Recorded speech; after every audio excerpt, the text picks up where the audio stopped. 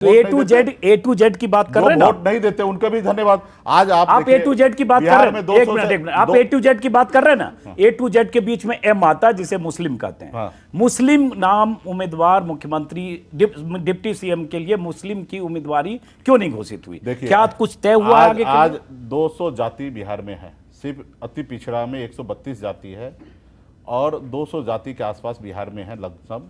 और ऐसे अगर सवाल करेंगे तो सब लोग कहेंगे कि हमारी जाति से क्यों नहीं हुआ। नहीं, 17% आबादी है, 200 जाति की बात मत करिए, 17% मुसलमानों की आबादी है। और एक मिनट, और जब सत्ता के लिए आप रास्ता खोजते हैं ना, MY समीकरण बनाते हैं, मुस्लिम और यादव, तब एम है, लेकिन यहाँ डिप्टी सीएम के लिए एम नहीं है। हमारा कोई समीकरण नहीं है। हमने कहा A to Z सभी जाति सभी धर्म है, आपके पीछ पे हम नहीं आ सकते हैं। हमारे लिए राज्य के सभी नागरिक जो हमको वोट देते उनको भी धन्यवाद है, जो नहीं देते उनको भी धन्यवाद। हमारे लिए सब बराबर है।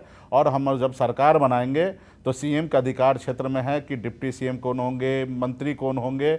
हम पहले सरकार बनाना चाहते हैं और सरकार बनने में जिस चेहरे पे लोगों का भरोसा होगा उस चेहरे को हमने घोषणा किया। जैसे तेजस्वी जी के नाम पे बिहार में एक भरोसा है और उनके नाम पे हम चुनाव लड़ रहे हैं, उसी तरीके से एक अति पिछड़ा समुदाय में जननायक कर्पूरी ठाकुर को विचार को लेके हम आगे बढ़ रहे हैं। और उसी मछुआरा समुदाय सही बात है, एक निषाद का बेटा का अगर हम, क्योंकि हमारी सेपरेट पार्टी है, सही बात है, और हम चाहेंगे कि सरकार में हमारी, जब हम सरकार बनाएंगे तो इस सरकार में हमारी जगह होना चाहिए, हिस्सेदारी होना चाहिए। सही बात है, लेकिन एक पार्ट है। जैसे आपने कहा ना कि आप हमारी पिच पर नहीं आ सकते, तो हम भी आपकी पिच पर नहीं आ सकते। एक पत्रकार के नाते बार बार सवाल पूछेंगे कि एक बड़ी आबादी जो महागठबंधन का सबसे बड़ा वोट बैंक है, उसी पर आपका टेक ऑफ में उनका 17% योगदान है मुस्लिम का, वो आपके महागठबंधन का चेहरा घोषित डिप्टी सीएम क्यों नहीं? ये सवाल बार बार लोग पूछ रहे हैं और ये सवाल आपको परेशान करेगा। लोग नहीं पूछ रहे, भारतीय जनता पार्टी का एजेंडा है